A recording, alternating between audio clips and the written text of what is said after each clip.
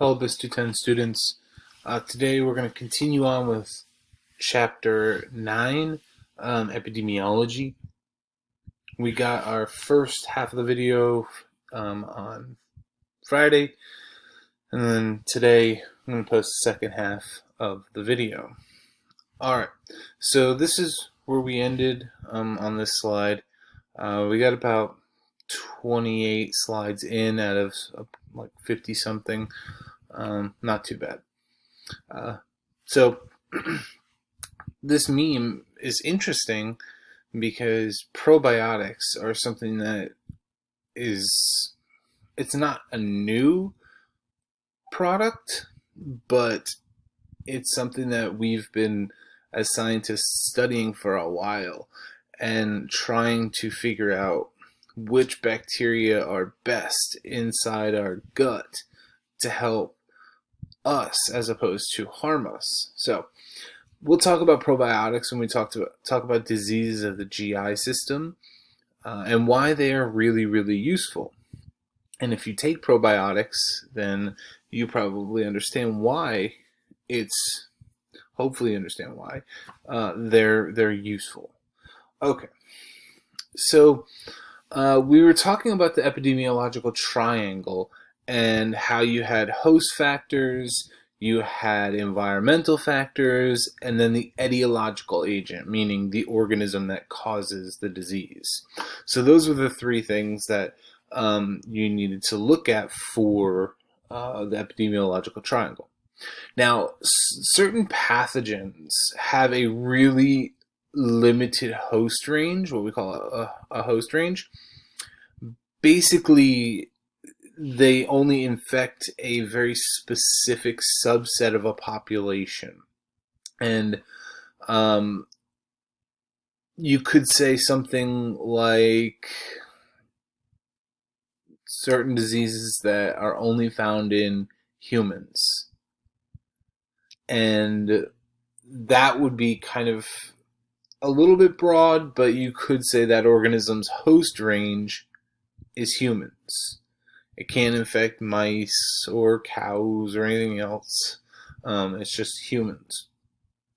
But pathogens can continually evolve, right? We've talked about evolution in this class a little bit. We've talked about how we haven't really gone too in-depth in evolution, but what we've done is we've talked about methods of horizontal gene transfer, which is also a really great way for organisms to gain new traits. And then when they do gain new genetic information, new traits, that host range can widen, or broaden, excuse me, better term is broaden. Instead of being super specific, it can actually then change and be a little bit more broad. Host factors can absolutely 100% affect how a disease progresses. So your age, you're probably in your 18, 19 to 20, mid-20s, most of you. And your immune systems, aside from having any underlying medical conditions, are the strongest they're going to be your entire life. Compare that to a newborn, or compare that to an 80 to 90 year old person, and their immune systems are going to be less effective. Health, overall health. Are you a healthy individual? Do you eat healthy? Do you exercise? Do you keep your body in good shape? These things also play a role. So it's really important to understand that host factors, one of the part of the triangle, the host factors, is really, really important, just as important as the other two. And sometimes when you actually sit and think about it, sometimes the etiological agent, the organism that causes the disease, is actually less important than the other two parts of the triangle, the environmental conditions and the host factors.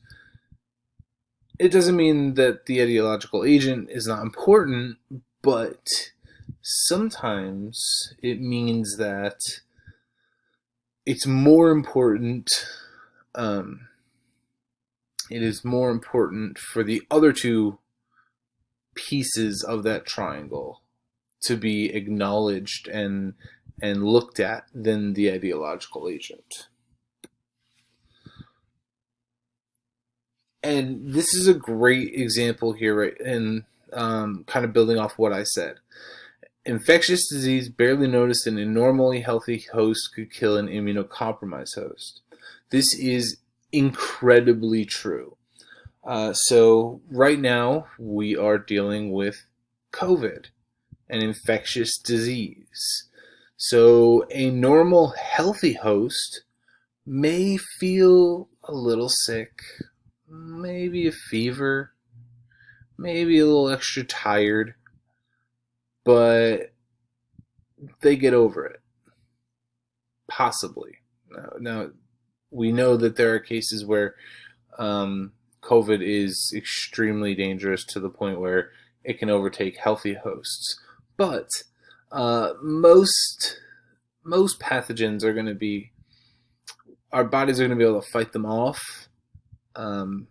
if we're healthy, if our body's healthy, versus someone to say, let's say, cancer patient, someone who's getting radiation treatment or chemotherapy, where their immune system is just ripped apart because of the medications. Their their body is weakened because of the treatments. So it's one of those things that you have to keep in mind. A healthy individual may not be affected by certain things, certain diseases, to the extent that others are. Preventing disease is extremely important in certain populations. I mentioned this already. Infants or babies, elderly are the highly susceptible, as well as immunocompromised patients or people who have organ transplants. If you don't know anything about organ transplants, that's okay, but just a quick bit of information. When you get an organ transplant, to ensure that the body does not reject that organ, because remember, cells have tags on them, right? Cells have tags. And yes, when it comes to organs and things like that, they look to make sure that the tags are really, really, really similar. On the cellular tags are similar. But the body still notices that it's not right, that it's not the correct organ. The cells are foreign. So people who get organ transplants end up being on what we call immunosuppressant medications to prevent their immune system from attacking the new organ. So basically they have to take medication to suppress their immune system so their immune system does not, and their body does not reject the organ, which puts them at an extremely high risk for other illnesses, especially bacterial or microbial pathogens. Excuse me. Personal habits.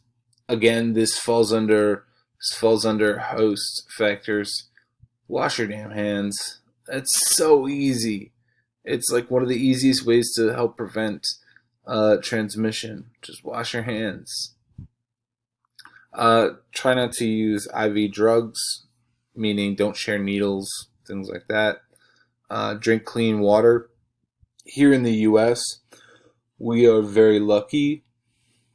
Well, most of us are, depending upon where you live, specifically like Flint, Michigan, you have access to clean drinking water and you don't have to think twice about it. But in many countries, that's not the case.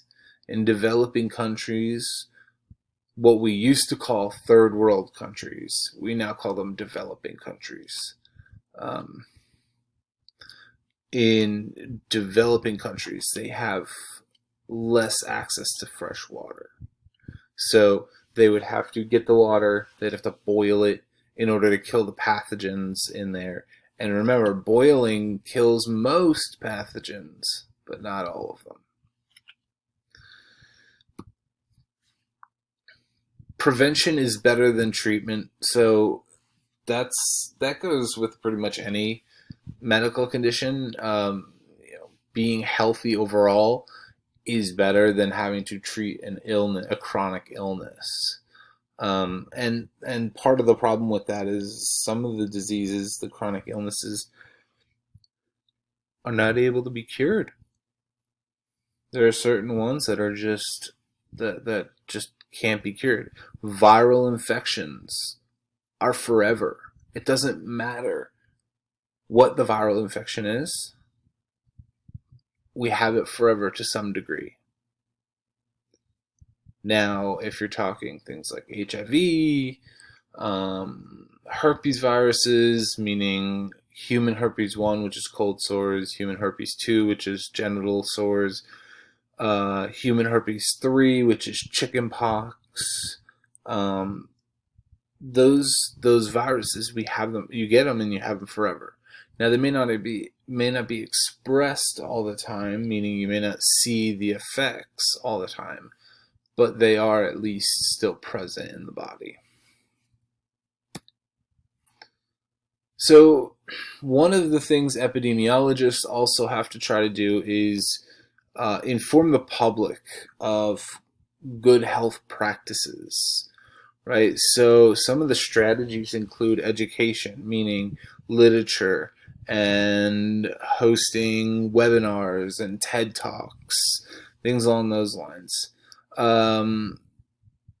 Quarantine. We are all aware of this term now in 2020 of quarantine. Some of you may be quarantining right now while you're watching this video because of COVID-19.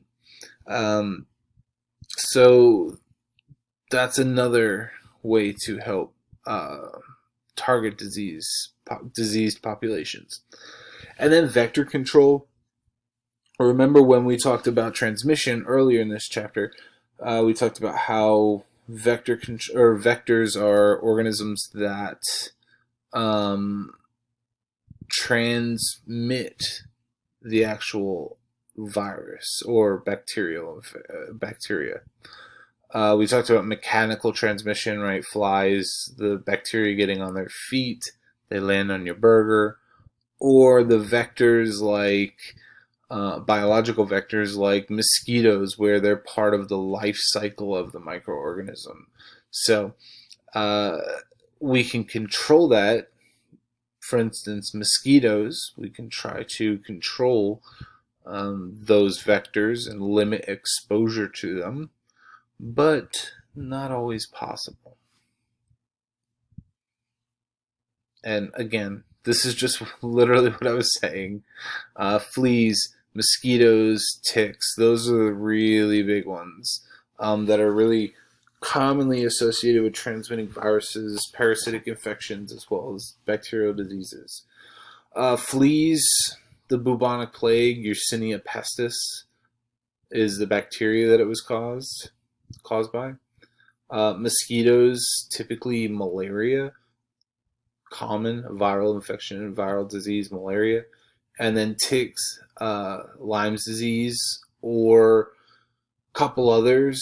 Lyme's disease is caused by Borrelia burgdorferi, which is spiral-shaped bacteria. Also in ticks, they can carry tick-borne relapsing fever, which is really similar to Rocky Mountain spotted fever. Really similar. All three of them that I just listed for the ticks is they're bacterial infections. Limiting the number of vectors can help the spread, right? So limiting fleas, limiting mosquitoes, limiting ticks, allows for allows for control of the spread. I will say one thing, that when you think about spreading disease, a lot of people always assume it's a very fast process, and that's not always the case, especially if you have a vector. So, for instance, Lyme's disease, there's a place in New York, upstate New York, where it's called Lyme, where Lyme's disease was first discovered. And basically, it's on the border of New York and Connecticut. And they found it there, and basically, they discovered, okay, these ticks, people were walking through the woods, they got them on their legs, the ticks bit them, they fed, they transmitted the bacteria, a person got sick. All right. That sounds pretty reasonable. But what people don't know is sometimes depending upon the disease, it may take longer to transmit than you think. So when it comes to Lyme's disease, for instance, if you get bit by a tick, it's not automatic that you have Lyme's disease. Even if the tick has it, it's not automatic. Why? Because in ticks, Borrelia burgdorferi, which causes Lyme's disease, colonizes their gut. And when they latch on and bite you, the bacteria has to replicate, make more and more and more and more of itself. And then it has to move from the gut, we call the midgut, all the way up to the salivary glands where they're biting you. And then that's where the transmission occurs. That process can take about 12 to 18 hours, possibly. So if you get bit by a tick and you remove it after 4 hours or so, you're usually in the clear. Now, that's not always the case, but usually when it comes to Lyme disease like that, you're in the clear, because it takes a while to replicate, to move to the salivary glands, and then to move from the salivary glands into your body. And from the salivary glands into your body, they have to transmit a lot of the bacteria in order to cause a really bad infection or serious infection. So time can play a factor. So I gave an example of an example where it takes a long time. The other one is that the one I studied when I was at Mississippi State, when I was working on my PhD, was tick-borne relapsing fever. Now, we use the same ticks that carry Lyme's disease, the same species of ticks, and we made sure that they got infected with the bacteria that causes tick-borne relapsing fever, which is also under the genus Borrelia. And the big difference is what we were studying was transmission rate. So how fast could they transmit this infection? And compared to Lyme's disease, it was super fast. Now, I know that's not really a descriptive way of just talking about this. Super fast. Super fast is relative depending upon who you're talking to. Well, the transmission rate, obviously, we didn't really get as far. Before I left, we did not get as far as we had hoped.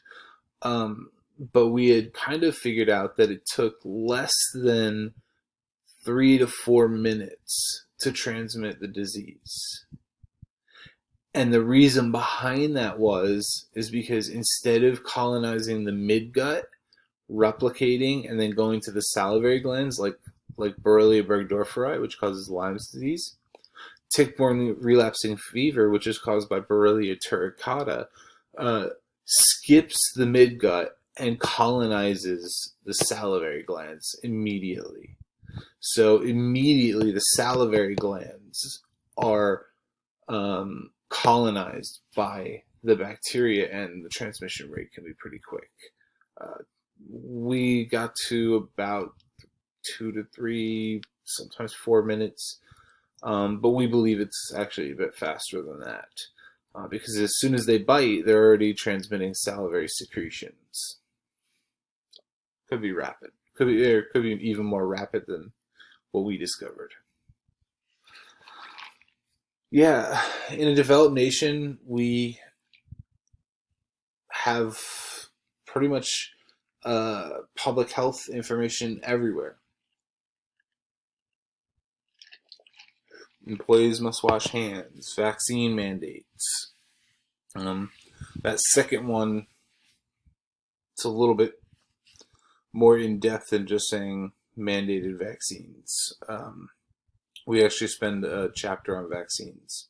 So I'm not going to go into a ton of it now because we're going to spend a whole chapter on it. What I will say is that certain states require certain vaccinations to go to school. For instance, and this is one of the proud things I feel with regard to living in, calling Mississippi my home. We are top 3 in the nation for required vaccinations. Meaning whatever the CDC schedule is, which I will show you later in the semester when we get to actually the chapter of vaccines, our state requires all of them. And then when you come to college, the college requires even more.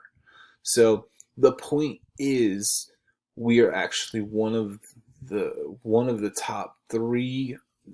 It may have changed at this point to the top 5-ish states that require all vaccinations, which is a great thing. Honestly, it's a really, really good thing. We'll talk about vaccines and how they work and all the misinformation about them in a later chapter. So there are 3 terms that I think are pretty important when referring to the occurrence of a disease in a population. So a population can be anything. It can be any defined group of people or animals. So, for instance, we could say Oxford, Mississippi. All the people in Oxford, Mississippi make up a population. Or all the people of our class make up a population. So you could really define any group as a population. It doesn't have to be big, it doesn't have to be small, it could be somewhere in the middle, but any defined group is considered a population. Now, morbidity is the existence of a disease in that population. And then prevalence is the morbidity in a given population during a specific time period. So prevalence is basically the existence of a disease during a specific time frame. Right, so morbidity means existence of a disease in population. Prevalence means existence of the disease in the population during a specific time.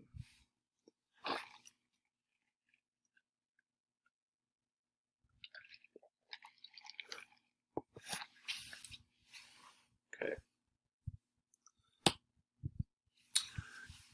So there are 2 things that influence the prevalence rate. It's the incident rate, basically the number of new cases in that population during a certain time frame, and how long that infection lasts. And you can see on the right, I have a chart that shows measles infections and how between 1950 and 1962-ish, 63-ish, notice how many cases of measles there were. 600 at the peak, it's almost 800,000.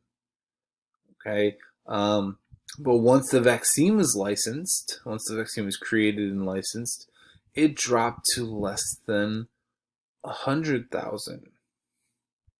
And actually, up until the last 5 years, 4 or 5 years, we considered measles to be pretty much eradicated from the US. But unfortunately, um, due to anti-vaccination movements, things are a little different now. Measles is making a comeback, and we'll talk about that later on.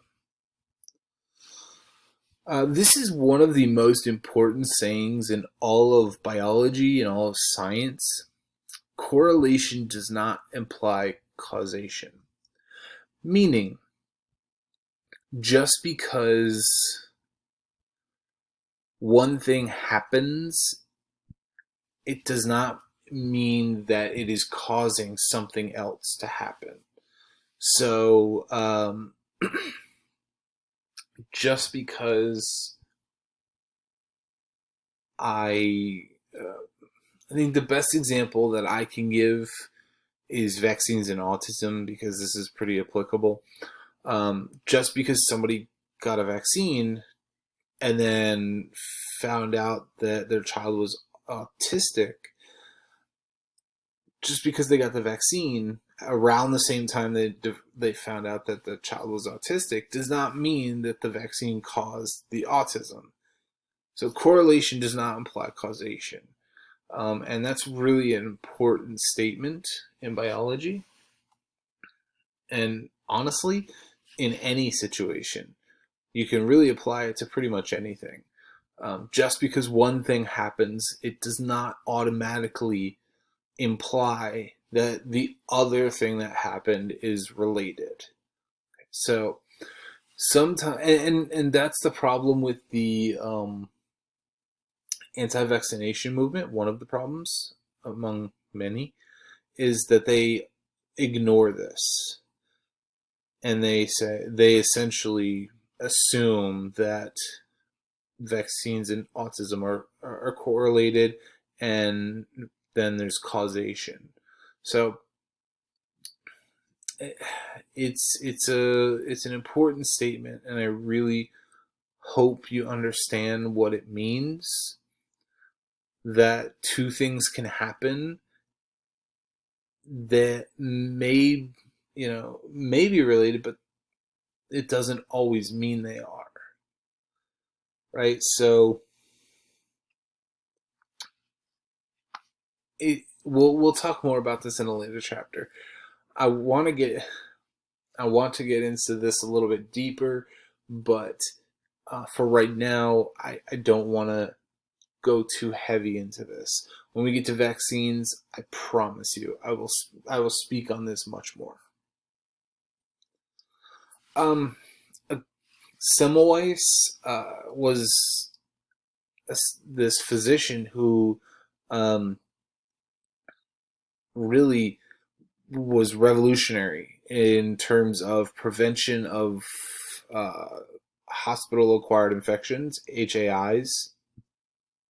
So we call them HAIs, or HAIs, HAIS, hospital-acquired infections. And basically, Semmelweis figured out that if you just simply wash your hands, it's easy to prevent transmission. So what he did is he started washing his hands after surgery. Right? He would Semmelweis had many hats, so to speak, and he would work in many parts of the hospital as a physician. And he noticed that when he washed his hands, he was less likely to get a patient who had an infection after whatever procedure he was doing. So here's kind of how it breaks down. He worked 2 maternity wards, one staffed by midwives. He looked at this, and one staffed with physicians and students. Now, Notice the chart on the right. The physician's ward, 1842, you're talking about 16% maternal mortality rate. That is huge. Versus the midwives. Line right here, where it's around 8%. The question then becomes is, well, why in the world is the physicians so much higher than the midwives? If you think back to around that time, now obviously that's a long time ago, right? But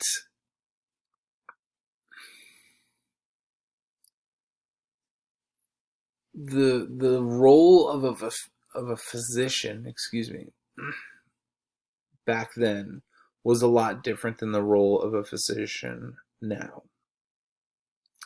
Now, a doctor sees one patient, two patients, five patients. They do, if they're family care, they maybe draw blood, they maybe do a physical exam, etc. But back then, physicians actually did everything. So they would do surgeries. They would also do treatment of infectious diseases. So they would be exposed to more pathogens. And then they would go into the maternity ward to deliver a baby, and then because of poor aseptic technique, they would transmit any infection to the mother, and the mother would actually die from giving birth, and then the transmission of the microbes to the mother, which would cause death. Whereas midwives, their sole job was to deliver babies, right? So they never exposed themselves to surgical procedures, infectious disease. So it makes a lot of sense that the midwives' numbers are much lower than the physicians on the left-hand side. And then you could see around 1847, Semmelweis started implementing hand washing in the physician's ward, and look at the cases. They dropped significantly. So it goes to show that aseptic technique is an extremely powerful and important process. Can anyone think why the midwives chart starts to go, graph starts to go up a little bit? As the years have gone by, midwives' functions and their roles have actually expanded. So with that expanded role, they have actually they saw a slight increase in mortality rate. After it had dropped for a really long time, it started to go up, and that was because of the expansion of their functions, of their jobs. So, Semmelweis, brilliant physician, great thing to show that hand washing is just simply the easiest way to prevent disease. And here's where I was kind of alluding to. Physicians and students performed autopsies, also surgeries, went up to the maternity ward. They didn't wash their hands. Midwives, obviously, their function, they never performed autopsies or never performed surgeries or never performed intervention in infectious disease. So, as a precaution, Semmelweis started washing his hands with liquid chlorine bleach, which is not a good idea. But it showed a significant reduction in mortality because he was sterilizing or sanitizing his hands, right? We have to be careful with the term sterilization versus sanitization. Sterilization removes all, right, all microbes. Disinfection or sanitation, disinfection is a better term, will remove most, not all, most.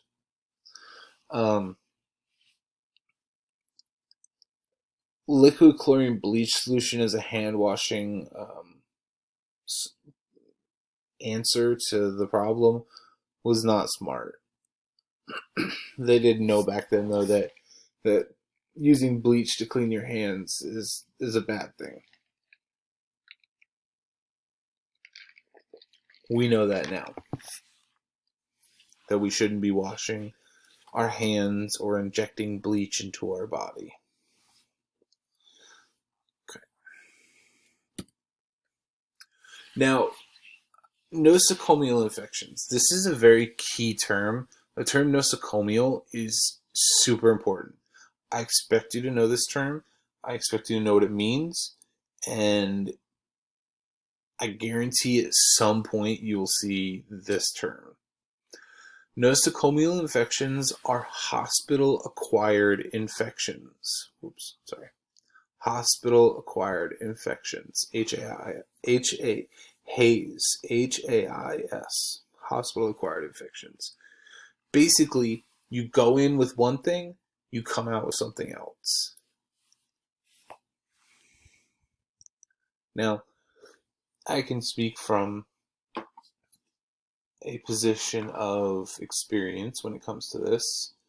When I was 20, I was a senior in college, or senior in undergrad. And I had to have my tonsils moved via emergency surgery. So I went home. We had my tonsils removed. Which, by the way, one of the craziest things ever the doctor told me afterwards is halfway through the surgery, even though I was under anesthesia and out cold, I sat up during the surgery. They had no idea why. It scared the hell out of them. And I don't recall doing it, but very interesting. My brain doesn't go into REM sleep, so that's the reason why. But when you're having a surgical procedure done, you're counting on the fact that anesthesia is going to work. But apparently halfway through the surgery, I decided to sit up, look around. They told me to lay back down. I laid down, and I finished the surgery. Okay, I digress. The point is I was having this surgery done. They removed my tonsils. I go 2-3 days after surgery. I'm healing up, and then I go back to school. I'll go back to college, and I was on restriction, limited talking, so they didn't tear anything that was going on in my throat. And all of a sudden, I started to feel in my mouth a lot of pain. Now, it wasn't like a toothache pain. It was just a really sharp pain. It was like as if I had bit the inside of my lip and I had a canker sore. So, if you've ever bit down and kind of pinched your skin inside your mouth or kind of broken the skin, you can get canker sores, which are just these painful sores that typically are found in your mouth. Well, it started off with a couple, and then all of a sudden, within 3 or 4 days, I had several hundred of them in my mouth and then down my throat. So in my mouth and down my throat. Now, I don't know the exact number. I couldn't really count, obviously, but they told me when they did, they used a scope and they did an endoscopy where they stick a camera down your throat. That it said it looked like I had, at least several hundred in my mouth and then down my esophagus. And basically, no one could figure out what it was. No one had a single clue what it was. I went to at least 5, 6 different doctors. No one knew.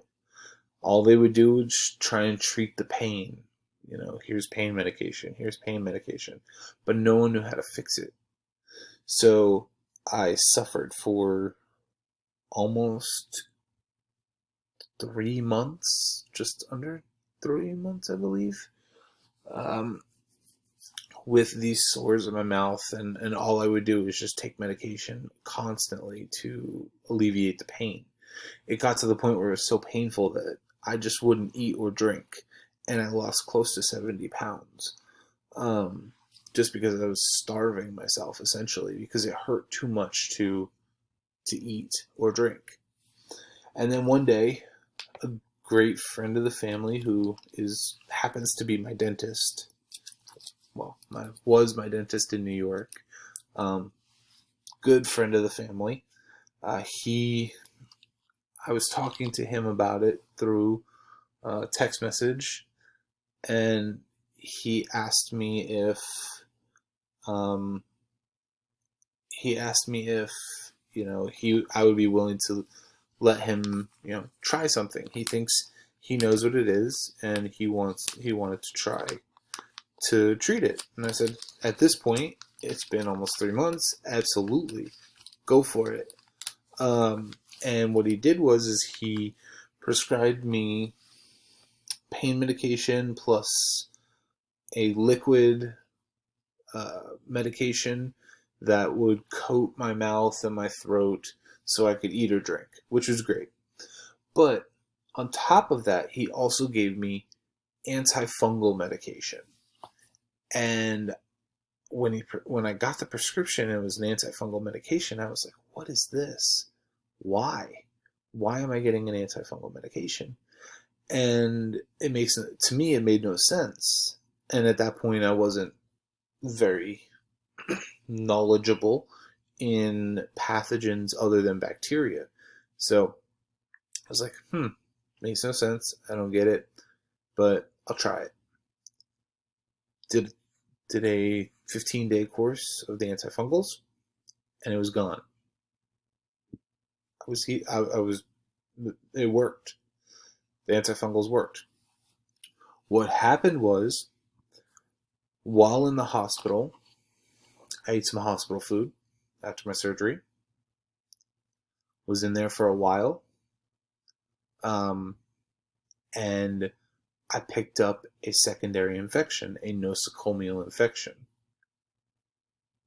And the infection was something called thrush, which is really common in infants, not so much in adults, but in infants, it's pretty common.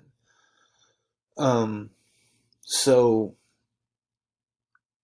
no one knew how to treat me because it was so uncommon in adults that no one thought about fungal infection. It's actually a yeast, which is a type of fungi. And we'll actually talk about the organism, Candida albicans, later in the semester because it's actually part of the normal microbiota of the female vagina. But point being is that it can also cause thrush in the mouth, the nose, and throat. More common in babies than adults, which is why nobody really decided to test me for it.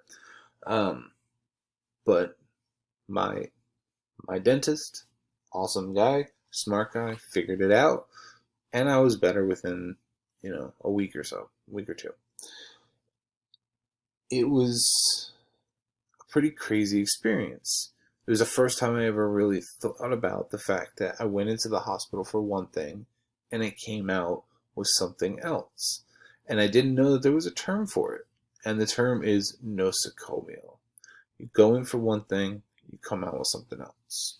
Some other type of infection or disease. Common HAIS, HAIS, hospital-acquired infections. C. diff, Clostridium difficile. This is a GI infection. C. diff is probably one of the worst ones because a person must go into isolation if they have C. diff. it is extremely contagious and can be transmitted extremely easily. So they have to, and absolutely have to, go into isolation. UTIs are probably the most common, along with surgical wound infections. MRSA is methicillin-resistant Staph aureus. Basically, it's Staphylococcus aureus, which is resistant to the cillins. Not just methicillin, but ampicillin, amoxicillin, penicillin, all the cillins. IV device, intravascular devices, and then ventilators. That's a big one. Ventilators, those are the tubes that go into the person's lungs to help them breathe when they can't breathe on their own. If those are not cleaned extensively, then there is a very big chance there could be an infection that arises. This just shows you the distribution.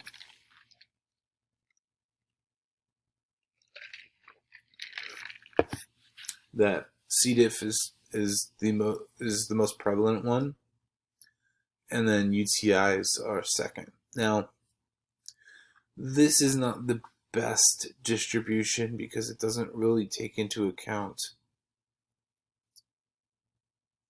It's a predictive model.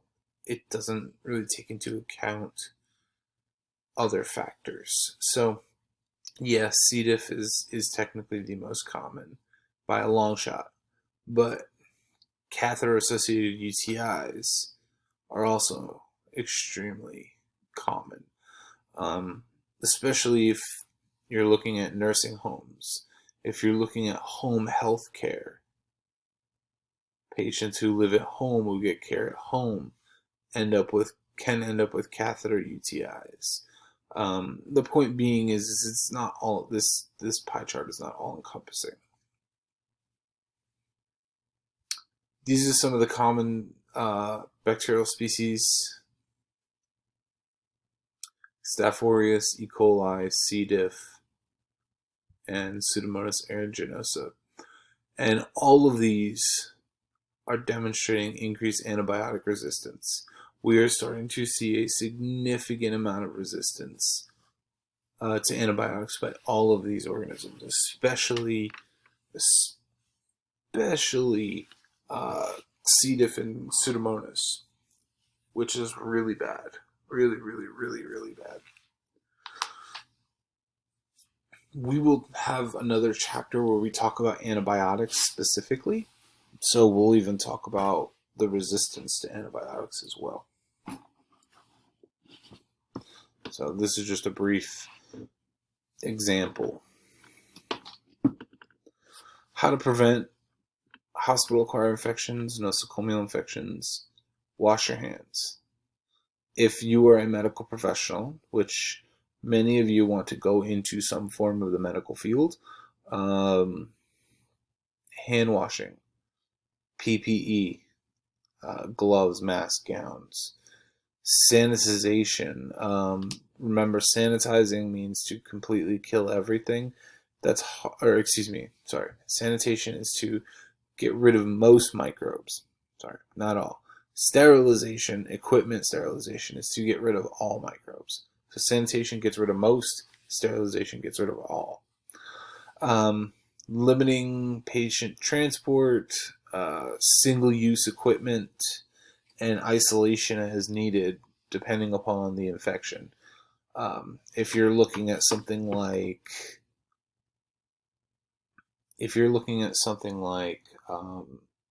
C. diff, tuberculosis, things like that, many types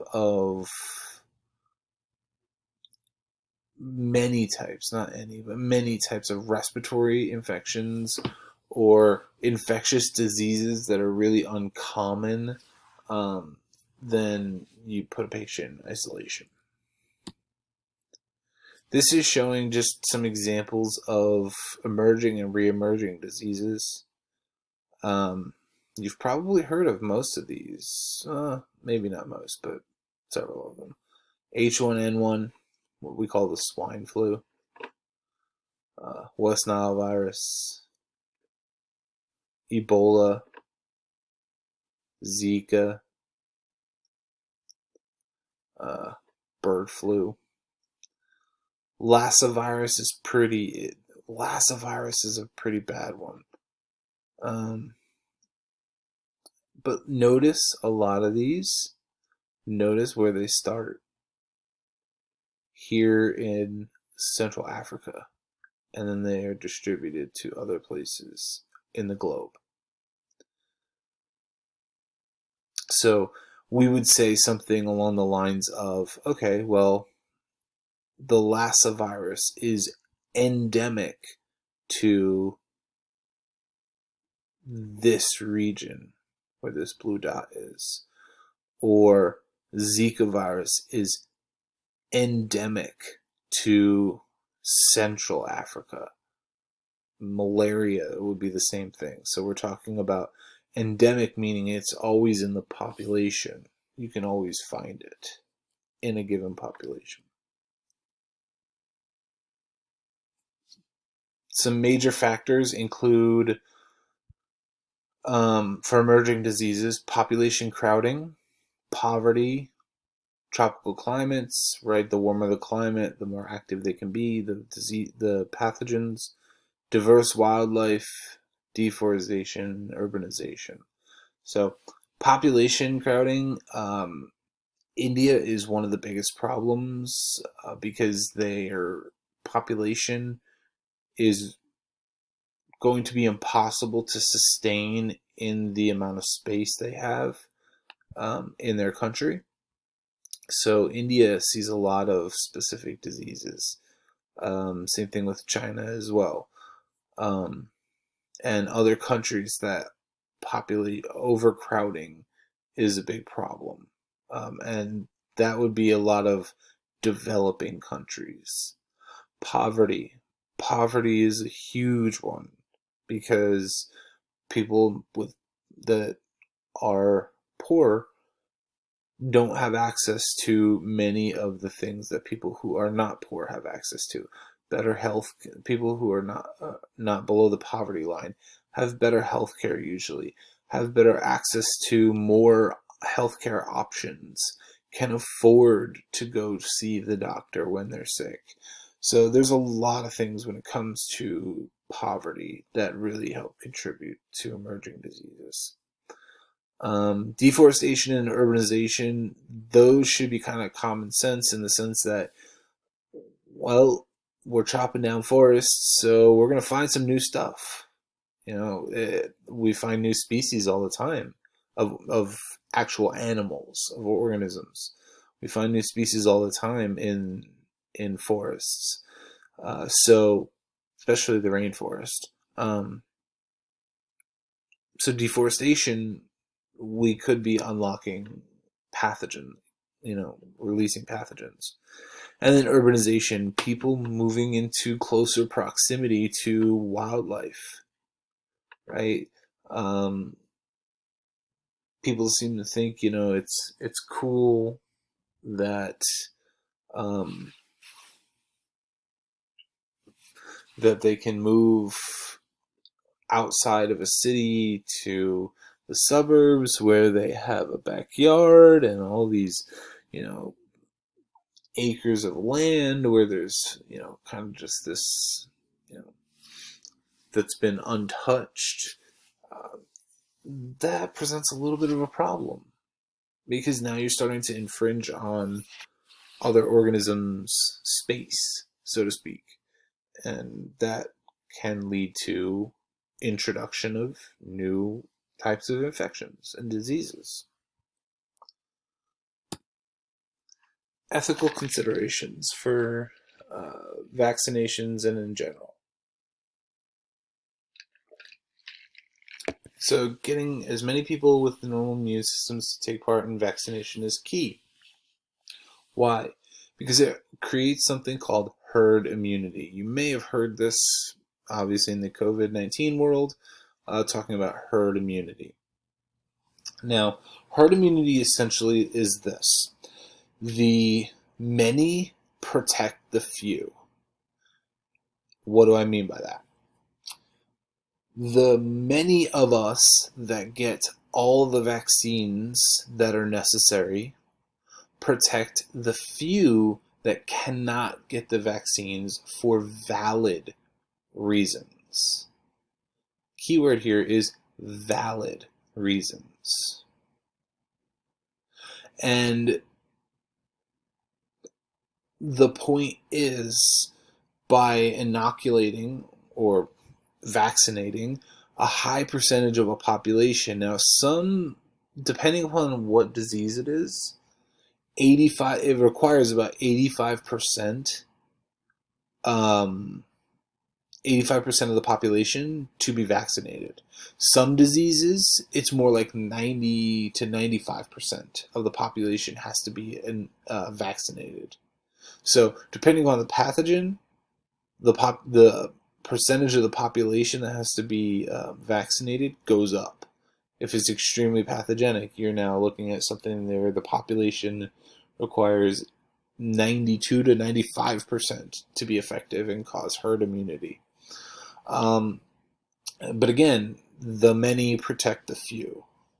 And this is really a concept that has been at the forefront of COVID-19.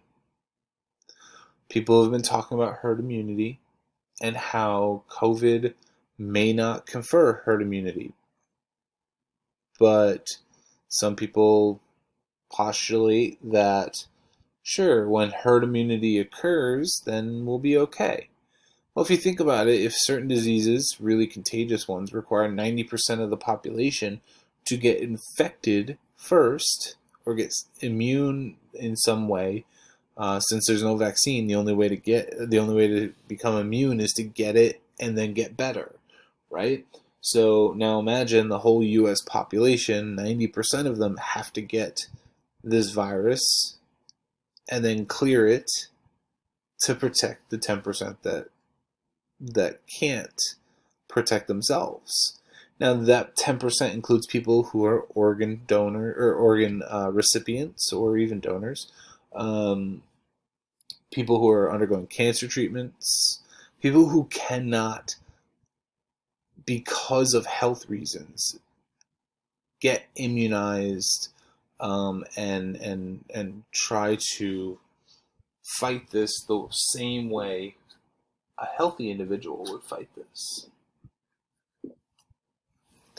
So when it comes to herd immunity, you need a high percentage of the population to protect the smaller, susceptible percentage of the population. Now, this also can be, if you look at it from another point of view, it's pretty much what we're asking people to do with regard to wearing masks. We're asking the CDC and everybody's asking people to wear masks during COVID-19 because it's not for the person that's wearing the mask, it's for the people around them. Transmission through respiratory droplets, which I talked about earlier in this chapter, are really common. So this disease, which is a respiratory disease, cough, cough, cough, you've now put respiratory droplets in the air. Somebody who's not wearing a mask comes by, breathes those in, they can get sick. So the mask is not to protect you. It's to protect the 3-year-old who's going through chemotherapy. It's protecting my 87-year-old or 86-year-old grandmother. It's protecting people who have had organ transplants. It's more about protecting others than it is yourself. there is some level of protection to yourself. But if everybody's wearing masks, then it makes it really easy to limit the spread of those respiratory droplets. We will see this again when we get to the vaccine chapter. This is a great image that I personally love. It shows you herd immunity. So on the left here, immunized but healthy, the people in the blue, or not immunized but healthy in the blue, and then you only introduced a few sick and contagious individuals. Since no one's immunized, almost the whole population becomes infected.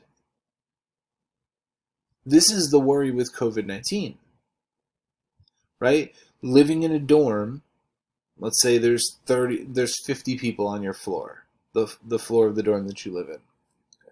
You may not live in a dorm, but let's just say at some point in college you lived in a dorm. The 50 people on that floor, that's considered a population, right? We have no vaccine for COVID-19. So all of you on that floor are the blue people. You're not immunized, but you're healthy. Then 2 people go out, they party, which you should not be doing. They come back after being exposed, and then because the disease is extremely contagious and nobody's immunized, it spreads like crazy. And then we have what we call an outbreak. And that's happened on campus already this semester. Whole dorms have had to shut down. Whole floors of dorms have to shut down. Businesses have had to shut down. So there's very common precedent for this right now. Now here, if we start to get some immunized people, but majority of them are still not immunized but healthy, you introduce a couple that are sick, and notice the population still, most of them become sick. That's because, remember, with herd immunity, you need at least 85% of the population to be immunized. And, there we go. So this last one is the one that's most effective because I'd say definitely at least 85% of the population is immunized, all the people in yellow. There's a couple that are not, and then the 2 people that are infected show up. And notice, because all these people are immunized, they protect the ones that are not. Now, they can't protect them all, so one of them does get infected, but the other 3 don't. And basically, it's kind of like the virus is, let's say you have 10 people standing in a circle, and there's one person in the middle, and they want to leave the circle and go find other people. But you've all locked arms, and you've contained that person within that circle. So they can't actually leave and then go contact with other people, because you're protecting those that are outside the circle. That's pretty much what's going on here. This population is protecting those that are the most at risk. Now, the reason these 3 people are still blue is because they can't get immunized. Maybe they can't get immunized because they're organ recipients. They're going through cancer treatments. They're extremely high risk for other diseases. So the many, the yellow, protect the few, the blue. That's why herd immunity is so important. But you do need a really high percentage of the population in order for it to effectively work. This is another topic we will touch on later. Okay, so we're getting to the last few slides here. R naught or RO. R naught or RO. So it's pronounced R naught or RO. Basically, this tells us how contagious a disease is. So the R naught value is a value that says the average number of people who have the disease will transmit to a specific number of people. So for instance, the flu, the seasonal flu, has an R naught value of about 1, meaning for every one person that has the flu, they will transmit that to one other person. Or the flu numbers are a little bit weird. Some years it's 1, some years it could be 2, possibly.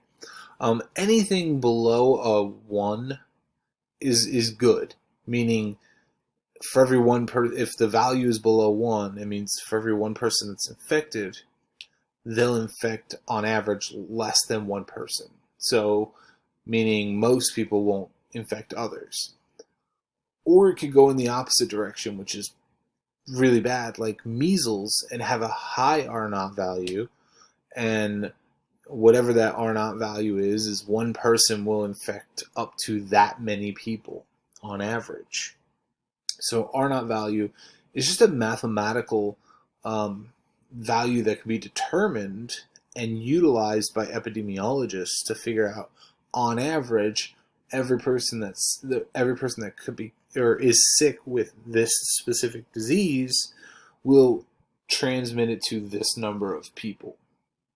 There are limits to this, especially if you think about COVID-19 right now, because a emerging disease or new disease, it's never been seen before. Nobody, when COVID-19 started, nobody had ever seen it before. And when I mean nobody has seen it before, I'm talking about your immune system. Nobody's immune system had seen it.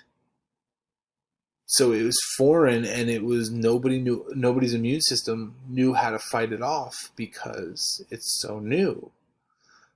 So there are limitations on the R naught values. So you're going to have a higher R naught value because there's no vaccine. There's very limited treatment options. R naught only applies when everyone is potentially susceptible. So not everyone is technically susceptible to it, but to all diseases. But for COVID purposes, we'll stick with that example. Everyone is potentially susceptible to it. And the last one is we can't control the spread effectively. Well, look at the United States. We unfortunately, sadly, passed 200,000 deaths due to COVID this year.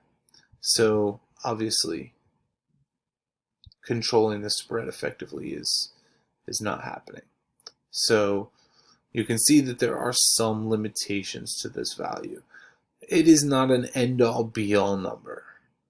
Okay, so it gives us some good information, but it's not something that's set in stone.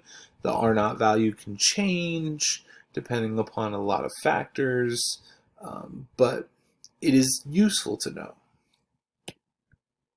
So these are the rules for R naught values. What I would like you to do is focus on these a little bit. So if R naught is less than 1, each infection will cause less than 1 new infection, meaning the disease will be wiped out eventually.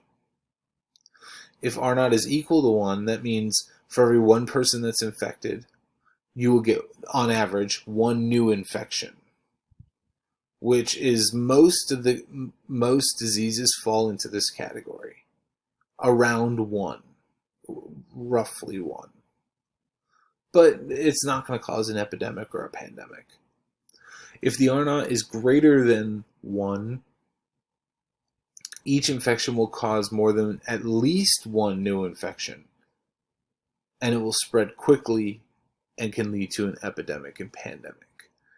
So you could imagine that the R naught value of COVID-19 is greater than 1. We don't have a definitive R naught value for COVID-19 yet. We will at some point, but right now we don't. There's a lot of things that, again, affect R naught values. So right now we have an idea, but we don't have an exact number. So pause this slide, write down these rules, so to speak, with R naught values, and definitely make sure you study them. So to calculate R naught, you have to look at the infectious period of disease, contact rate, and mode of transmission. So infectious period, how soon after you get the virus are you infectious? Or how soon? Well, if you're looking at COVID-19, pretty quick. When you get the infection and you have an active infection, you're automatically infectious right there. You can transmit the disease. Contact rate. Do you have interactions with large populations? And then mode of transmission. When you're looking at diseases, respiratory diseases are really easy to spread. They just are. If you were to look at airborne diseases versus diseases transmitted via body fluids, which one do you think would have a larger R naught value? Based on what we've talked about with R naught values, which one do you think would have a larger R naught value? Disease that's airborne, a disease that's transmitted via body fluids? I'll give you a second. Think about it.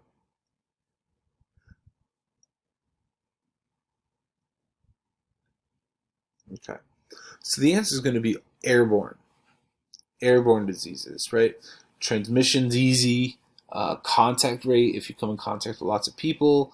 Respiratory droplets remain in the air for a little while. So the point is airborne is definitely going to have a larger R naught value.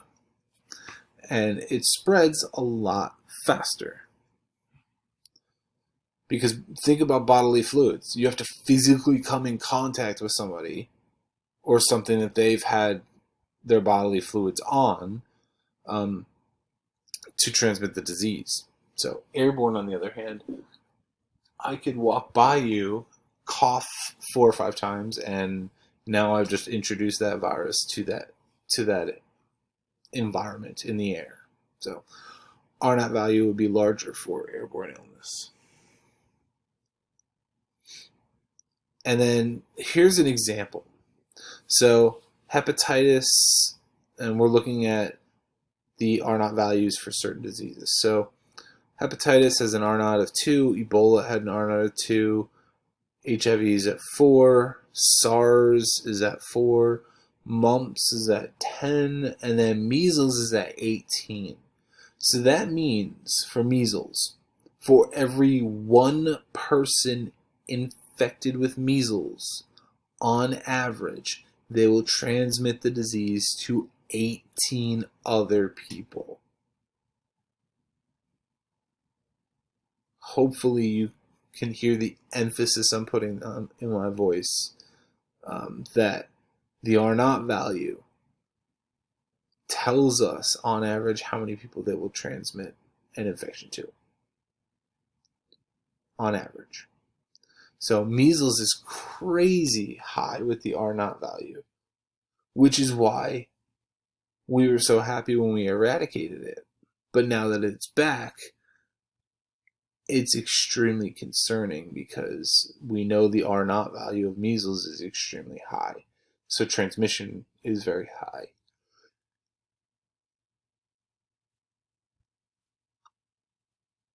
Again, these are just some examples. The R naught value for SARS-CoV-2 or COVID-19, right now, I believe the last I read, it fell somewhere between 3 and 5 in that range. Could have gone down a little, could have gone up a little, depends. But last time I read about the R0 value, it was roughly between 3 and 5. And the seasonal flu is typically around 2, 1.5, 2, something like that. So you can see more contagious the higher the R0 value. So this is the last slide in the chapter. It just is a review of what we talked about. So I would definitely take a look at this slide and kind of make sure you understand the key concepts here.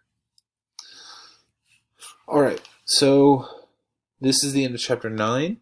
This is, excuse me, this is the end of chapter 9. The second part of chapter 9, the video. I will post this to Blackboard in the next couple minutes. All right, have a good day and stay safe.